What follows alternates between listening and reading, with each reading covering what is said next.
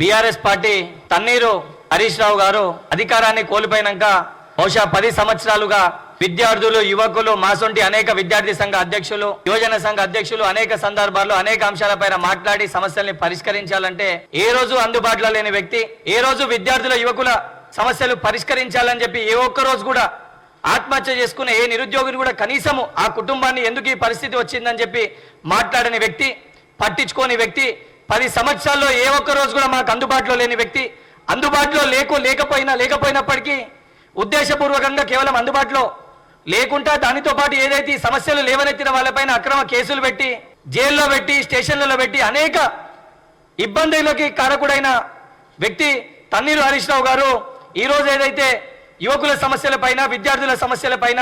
తెలంగాణ సమాజాన్ని, తెలంగాణలో యువకులని తప్పుదోవ పట్టించే విధంగా కొన్ని అంశాలని అడ్రస్ చేసి ప్రెస్ ముఖంగా మాట్లాడడం జరిగింది.